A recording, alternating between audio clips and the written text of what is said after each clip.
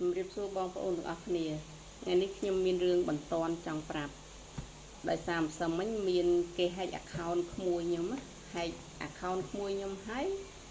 ចូលមកខ្ចីលុយខ្ញុំអញ្ចឹងណាបន្ដំបូងគេ comment ឆាតមកថាចង់ពឹងបន្តិចបានអត់ដូចថានិយាយហ្នឹងអត់មានហៅអ៊ំហៅមីងអីចឹងណាគាត់ចេញមកថាចង់ពឹងបន្តិចបានអត់សរសេរជាអក្សរមកដល់ពេលហើយខ្ញុំគាត់ណា comment មកភ្លាមគាត់ណាឆាតមកភ្លាមខ្ញុំនឹកថាដូចជាប្លែកដោយសារក្មួយខ្ញុំឲ្យតែពេលនិយាយជាមួយខ្ញុំហៅថាអ៊ំនិយាយថាអ៊ំចេះអ៊ំចុះចឹងតែហ្នឹងនិយាយទៅទេខ្ញុំនឹកក្នុងចិត្តមួយខ្ញុំថាប្លែកមួយណាហើយខ្ញុំក៏ឆ្លើយតបទៅវិញថារឿងអីហើយគេទៅសេមកទៀតថាចង់ពឹងជួយ scan បាញ់លុយចូលកុងហ្នឹងឲ្យ$200សិនបានអត់ចាំបន្តិចទៀតចាំបាញ់សងវិញកុងខ្ញុំមិញហ្នឹងច្រឡំចុចលេខកូដខុស3ដងក្រុមហ៊ុនបិទបាត់បានន័យថាគេច្រឡំចុចលេខកូដខុសទៅក្រុមហ៊ុនក្រុមធនាគារហ្នឹងខាងធនាគារហ្នឹងគេបិទបិទកុងគេចឹងណាថាក្រុមហ៊ុនហ្នឹងបិទកុងគេហើយគេផ្ញើ QR នេះមកនេះគេផ្ញើ QR នេះឲ្យបាញ់ហើយគេដាក់អក្សរខាងក្រោមថា scan បាញ់ចូលកុងហ្នឹងជួយបាញ់ឥឡូវតិចបានអត់គេចាំគេថាចឹងដល់ពេលខ្ញុំឃើញអញ្ចឹងខ្ញុំក៏ទេខ្ញុំ Messenger ខ្ញុំ call វីដេអូ call ទៅ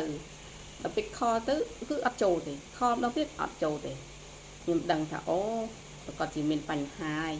អញ្ចឹងខ្ញុំទេតាមលេខម្ដងទេតាមលេខសួរក្មួយខ្ញុំថាមិញមានឆាតមកអ៊ំអត់ក្មួយខ្ញុំថាអត់ផងគេ hack account នេះអ៊ំខ្ញុំថាប្រកាសជាអញ្ចឹងមែនហើយមូលហេតុដែលគេចូល hack account នឹងបានគឺដោយសារចេះមុនដំបូងហ្នឹងគេថាគេហៅយើងចូលក្រុមគេហៅ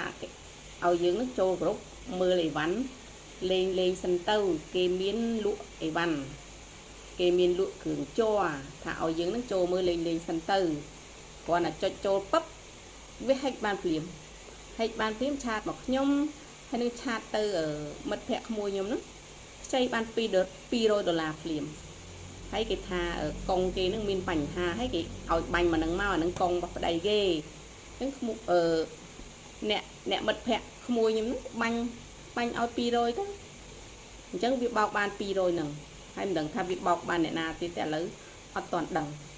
ប៉ុន្តែឥឡូវសូមបងប្អូនជួយចែករំលែកវីដេអូនេះដើម្បីជៀសវាងមានអ្នកក្រោយទៀតចាញ់បោកបើពេលគេហៅយើងចូលក្រុមចូលអីចឹងណាបើថាយើងមិនស្គាល់ទេយើងកុំចូលហើយមួយទៀតបងប្អូនដែលជា friend នៅក្នុង account នៅក្នុង Facebook ហ្នឹងណាបើមានគេចូលខ្ចីលុយអី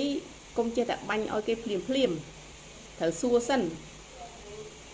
ត្រូវ call វីដេអូសិនឬ call ទៅលេខថាខ្ចីអញ្ចឹងមែនអត់កុំចេះឃើញគេខ្ចីបាញ់ឲ្យភ្លាមព្រោះវាមិនប្រកាសថាម្ចាស់ account នឹងខ្ចីទេពីមុនមកប្រហែលឆ្នាំមុនក៏មានគេ hack account អ្នកស្រុកខ្ញុំចូលមកខ្ចីលុយខ្ញុំអញ្ចឹងដែរតែខ្ញុំក៏អត់បានចាញ់បោកអញ្ចឹងដែរខ្ញុំសិតតែទេសួរសិនអញ្ចឹងណាអញ្ចឹងបងប្អូនមុននឹងធ្វើអីមុននឹងឲ្យគេខ្ចីលុយមុននឹងអីហ្នឹងសួរសិនសួរថាមានខ្ចីមែនអត់អីមែនអត់កុំចេះតែឲ្យស្រួលខ្ញុំគិតថាគេធ្វើបែបហ្នឹងវានៅតែបោកបានអញ្ចឹងបានគេនៅតែធ្វើបើសិនតែបោកលេងបានគេលេងធ្វើហើយអញ្ចឹងយើងត្រូវដឹងទាំងអស់គ្នាកុំឲ្យមនុស្សខូចហ្នឹងនៅតែធ្វើអំពើអាក្រក់បាននៅតែបោកយើងបានទៀតអរគុណច្រើន